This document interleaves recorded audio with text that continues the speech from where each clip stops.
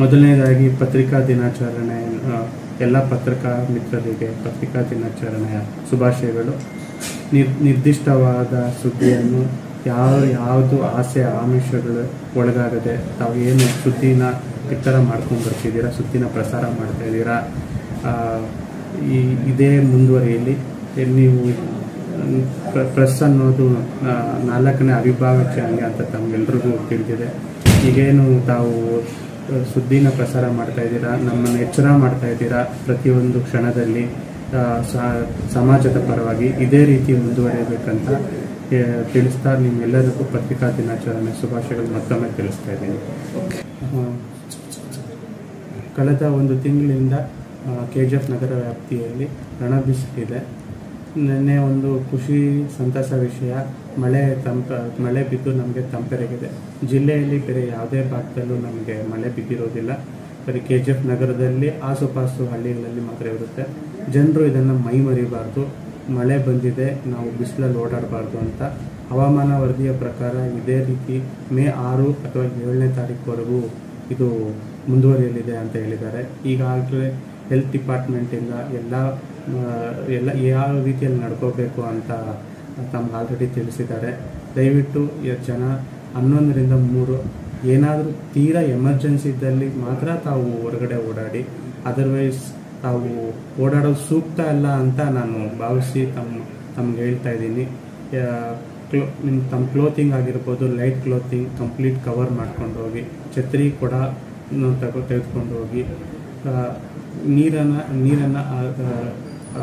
ಬಿಸಿ ನೀರು ಅಲ್ಲದೆ ಈಗ ಈ ಮಳೆಗಾಲದಲ್ಲಿ ತಮಗೆ ಗೊತ್ತಿರೋ ಹಾಗೆ ಮಲೇರಿಯಾ ಹಾಗೂ ಕಾಲರಾ ಹೆಚ್ಚಾಗಿರುತ್ತದೆ. ದಯವಿಟ್ಟು ಎಲ್ಲರೂ ಕುದಿಸಿ ಆರಿಸಿರೋ ನೀರು ಅಥವಾ ತಾವು ಏನು ಮಡಿಕೆಗಳಲ್ಲಿ ಶೇಖರಣೆ ಮಾಡಿರೋ ಅಂಥ ನೀರು, ಆ ನೀರನ್ನು ತಾವು ಸೇವಿಸಬೇಕಂತ ಹೇಳ್ತಾ ಇದ್ದೀನಿ. ತಮ್ಮ ಆಹಾರ ಕೂಡ ತಮಗೆ ಏನು ಡೈಜೆಸ್ಟ್ ಆಗುತ್ತೋ ಆ ರೀತಿ ಆಹಾರ ಸೇವನೆ ಮಾಡಬೇಕು ಅಂತ ತಮ್ಮಲ್ಲಿ ಕೋರ್ಕೊತಾ ಇದ್ದೀನಿ.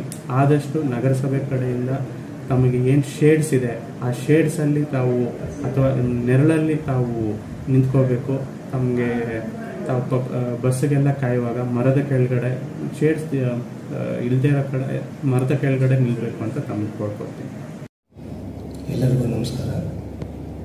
ಇವತ್ತು ದಿನಾಂಕ 3/5/2024 ವಿಶ್ವದಾದ್ಯಂತ ಪ್ರೆಸ್ ಡೇನ ಆಚರಿಸಲಾಗ್ತಾ ಇದೆ. ಈ ಸಂದರ್ಭದಲ್ಲಿ ಎಲ್ಲ ಪತ್ರಿಕಾ ಮತ್ತು ದೃಶ್ಯ ಮಾಧ್ಯಮ ಮಿತ್ರರಿಗೆ ಶುಭಾಶಯಗಳನ್ನು ಕೋರ್ತೇವೆ.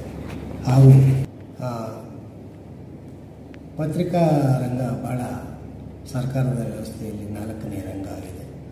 ಆಡಳಿತದ ಒಂದು ಭಾಗ ಆಗಿ ಮತ್ತು ಇಲ್ಲಿನ ಒಳ್ಳೆಯದು ಮತ್ತು ಕೆಟ್ಟದ್ದನ್ನು ಎರಡನ್ನೂ ಸಹ ಸಾರ್ವಜನಿಕ ಬದುಕಿನಲ್ಲಿರ್ತಕ್ಕಂಥ ಎಲ್ಲರಿಗೂ ತಿಳಿಸುತ್ತೆ ಮತ್ತು ಎಚ್ಚರಿಸುತ್ತೆ. ಆ ಮೂಲಕ ನಾನು KGF ತಹಸೀಲ್ದಾರಾಗಿ ಅಧಿಕಾರ ವಹಿಸಿಕೊಂಡ ಮೇಲೆ ಚುನಾವಣೆಯ ನಿಮಿತ್ತ ನಾವಿಲ್ಲಿ ಬಂದಿದ್ದೇವೆ. ಚುನಾವಣೆಯಲ್ಲಿ ಎಲ್ಲ ಪತ್ರಿಕಾ ಮಾಧ್ಯಮದ ಮಿತ್ರರು ನನಗೆ ಸಂಪೂರ್ಣವಾದ ಸಹಕಾರ ಕೊಟ್ಟಿದ್ದಾರೆ. ಒಳ್ಳೆಯ ರೀತಿಯಲ್ಲಿ ಸುದ್ದಿಗಳ ಮಾಧ್ಯಮಗಳನ್ನು ಬಿತ್ತರಿಸಿದ್ದಾರೆ ಮತ್ತು ಏನು ಜನತೆಯ ಪರವಾಗಿ ಏನು ಕೆಲಸ ಮಾಡಬೇಕೋ ಅದನ್ನು ಮಾಡ್ತಾ ಇದ್ದಾರೆ ಪ್ರಾಮಾಣಿಕವಾಗಿ ಅಂತ ನಾನು ಹೇಳಕ್ಕೆ ಇಚ್ಛಿಸ್ತೇನೆ. KGF ತಾಲೂಕಿನ ಮಹಾಜನಗಳಲ್ಲಿ ಒಂದು ಮನವಿ ಮಾಡ್ತಾ ಇದ್ದೇನೆ.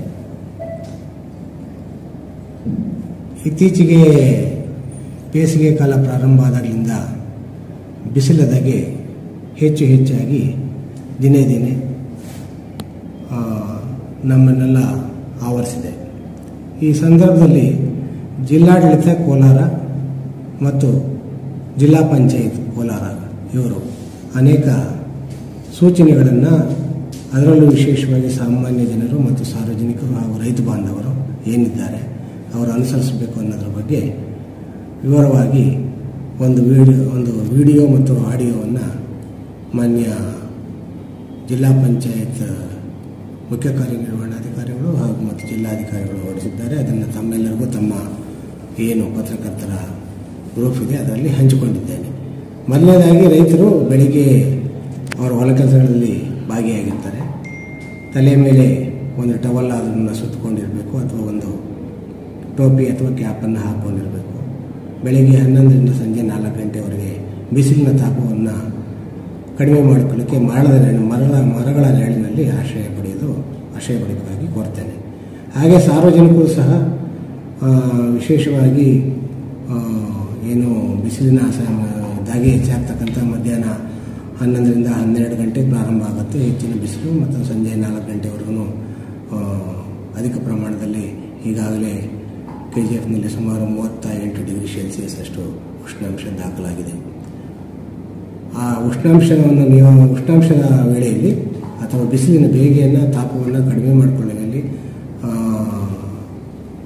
ಸಾಮಾನ್ಯ ಸಾರ್ವಜನಿಕ ಬಂಧುಗಳು ಏನು ಮಾಡಬೇಕು ಅಂದರೆ ಆದಷ್ಟು ಮನೆಯಲ್ಲಿರಬೇಕು ಬಿಸಿಲಿನ ವೇಳೆಯಲ್ಲಿ, ಮತ್ತು ಬಿಸಿಲಿನ ತಾಪಕ್ಕೆ ತಂಪು ಪಾನೀಯಗಳನ್ನು ಮತ್ತು ಕಾಯಿಸಿ ಆರಿಸಿದ ಬಿಸಿಲನ್ನು ಕುಡಿಬೇಕು. ತನ್ಮೂಲಕ ತಮ್ಮ ಆರೋಗ್ಯವನ್ನು ಸುಸ್ಥಿತಿಯಲ್ಲಿ ಇಟ್ಟುಕೊಳ್ಬೇಕಾಗಿ ವಿನಂತಿ ಮಾಡ್ತೇನೆ. ಅಲ್ಲದೆ ಯಾವುದೇ ರೀತಿಯ ತೊಂದರೆಯಾದಲ್ಲಿ ತಕ್ಷಣವೇ ನಮ್ಮ ಏನು ಆರೋಗ್ಯ ಕೇಂದ್ರ ಏನಿದೆ, KGF ಕೇಂದ್ರ ಮತ್ತು ಪ್ರಾಥಮಿಕ ಆರೋಗ್ಯ ಕೇಂದ್ರಗಳಿದ್ದಾವೆ, ತಕ್ಷಣವೇ ಅಲ್ಲಿ ಭೇಟಿ ನೀಡಿ ಸೂಕ್ತ ಚಿಕಿತ್ಸೆಯನ್ನು ಪಡಿಬೇಕು.